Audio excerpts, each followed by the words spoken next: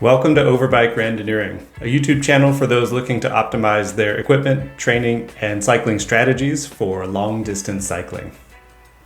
A few years into the bike shortages, and the supply situation is only slightly improved. But now, inflation has joined scarcity to push bike prices higher and higher. Mid-tier group sets now cost the same as last generation's complete bikes. But if you look hard enough, there are still some excellent values to be had on new road bikes. The Indonesian brand Polygon is positioning itself to be a top value-focused brand who actually manufacture their bikes in their own factory. The Strattos S7D is their 105 disc brake all-around road bike offering, which I found in stock and in my size. With a few changes, it could meet my requirements for a randoneering bike, so I bought it at retail price. In this video, we'll see how it stacks up as a road bike. Polygon bikes are available either online or in-store depending on your location, and they seem to have a mail-order friendly business model. In Korea, it was easy to order online through the local distributor Outdoor Park. The total cost was just under $1,700 of local currency at the time of script writing. Delivery was within a few days, but the Outdoor Park labeled box arrived with troubling damage. The bike luckily had no damage. Assembly was simple: set the seat height and saddle setback, install pedals, and tighten both ends of the stem. But there are several issues that buyers may need to contend with in assembly. First, no torque wrench was provided, so tightening the stem and the internal seat post mechanism could result in damage. Next, the seat post clamping mechanism doesn't release the seat post after loosening.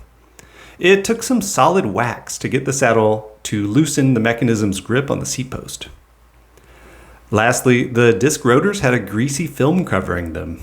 This could cause brake squeal, contaminate pads, or degrade brake performance, potentially severely. On the bright side, the distributor included a swag bag including some flat pedals, a decent pump, a carbon bottle cage, cotton t-shirt, and some cycling gloves. The bike is advertised as a modern all-arounder, mixing aerodynamics, responsive handling, and comfort. The frame specs match these claims. Stack and reach figures straddle a line between race and endurance fit, while the short-ish wheelbase and 73-degree head-tube angle suggest that the handling is spry without being twitchy, assuming a typical fork offset. Drop seat stays, D-shaped semi-aero frame tubing, semi-integrated cable routing, and clearance for 32C tires support the advertised comfort and speed claims and should fill in most of your bingo card for a modern all-around road bike. At 9.2 kilograms with no pedals, the bike weight is in line with disc brake bikes in the price class, and wisely, Polygon made no claims that this is a featherweight, but rather that you should be ready to hike new mountains. Fortunately missing are a one-piece handlebar and stem combo, oversized steerer, integrated or proprietary shaped seat post, and if you've seen my review of the Redshift shock stop system, then you'll know why this omission played an important role in my purchase decision for the Polygon Strattos. The Token Box headset is one of the few systems that take care of cable management while offering completely free choice in stem. The saddle perches atop a 27.2mm round seat post, and the bottom bracket is a 41mm diameter Shimano standard, which was supposed to house a Shimano bottom bracket. This bike came equipped with an FSA BB, and more on that later. The 105 group set does the shifting and braking with a compact chain set, 1130 rear cassette, and short cage derailleur.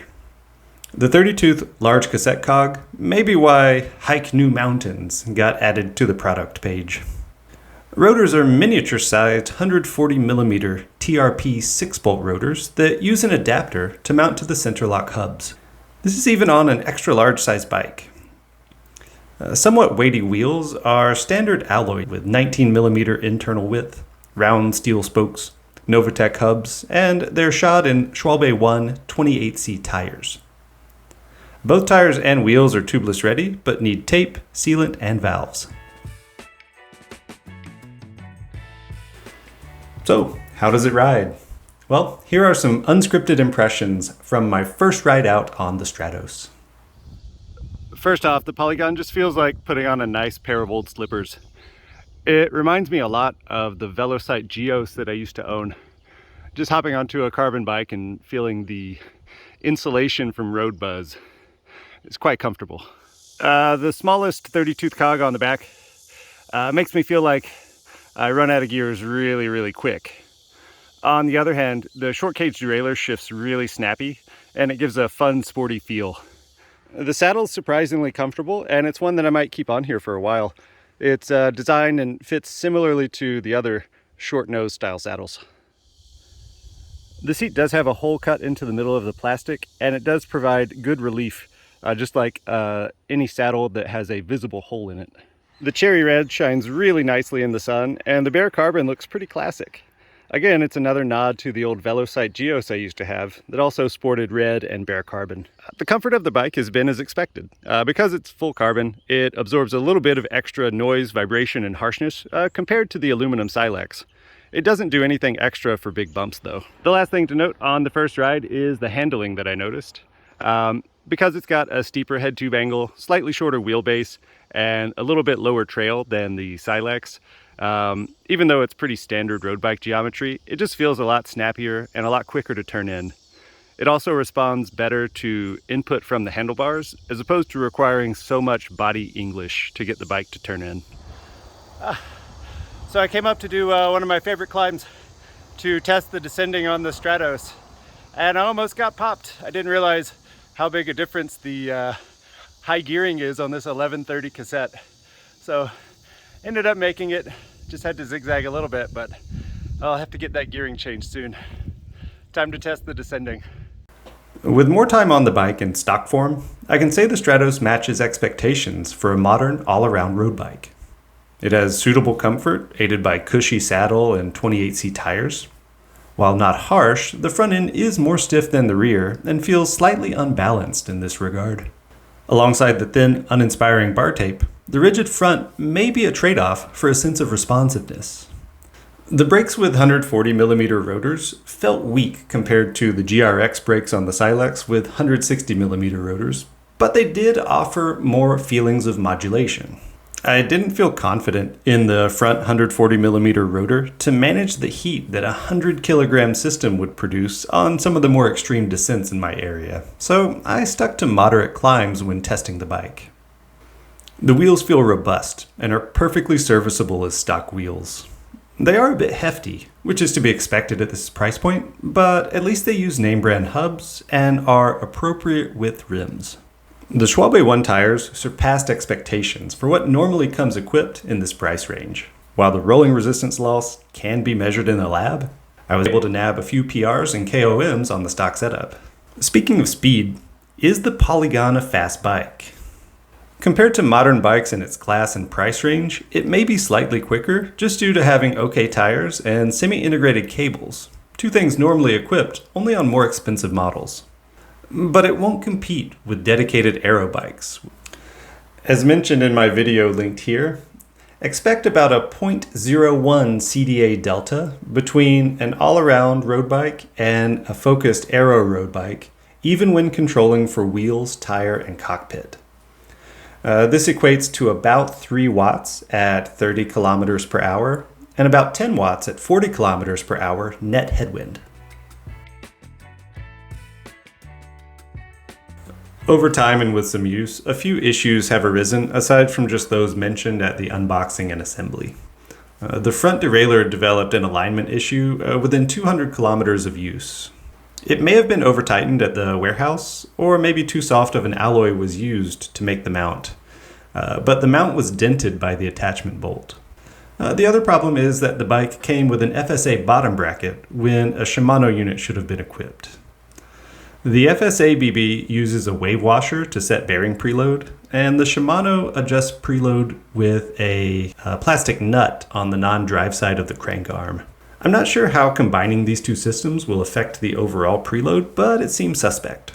More problematic than that is that the FSA 24mm hole in the BB produces too loose of a fit with the 105 crank spindle. The fit should be an interference type fit, with the spindle fitting snugly with the inner bearing race. Instead, the crank can easily be installed or removed just with one hand pushing and pulling. This is a known compatibility problem that should have been avoided by using almost any other BB supplier. The distributor hasn't responded to my request for a properly fitting bottom bracket, which is one of the downsides to a mail order bike. Greasy has stopped the creaking noise, but I'll be installing a new Shimano bottom bracket as soon as possible, just to make sure that excess material isn't removed from the 105 spindle. Luckily, this issue doesn't point to problems with the frame. When all is said and done, what are my conclusions on the Strattos? Well, the all-around road bike category is still very useful for a wide range of cyclists. The handling characteristics are better suited to tarmac than ultra-stable gravel and gravel-adjacent bikes, and standard parts and comfort considerations are more practical choice than aero road bikes. The value proposition of the Polygon Strattos is really strong within this category. It's a seemingly well-made carbon frame using minimal proprietary parts. It rides comfortably, has predictable sporty handling, and incorporates all the features one would want on a modern all-arounder. Production is directly controlled by an established brand, which inspires confidence compared to the younger brands emerging from China, and the open mold frames offered by other value-focused brands. The price is significantly lower than equivalent bikes from mainstream brands and even some of those emerging Chinese brands. That said, either Polygon or the local distributor here need to improve quality control for assembly and shipping. A few minor changes to the component matrix, like 160mm rotors and maybe a GS rear derailleur, would remove barriers to buying the Strattos for those living near real climbs or who are a bit heavier. Overall, the Strattos S7D is an attractive option for an all-around general use road bike, and it should be on more cyclists' shortlists. But I didn't buy it to be a general road bike. If you found this video useful, please give it a like, and also consider subscribing if you want to see the Strattos S7D transform into the new avatar of overbiked randonneuring.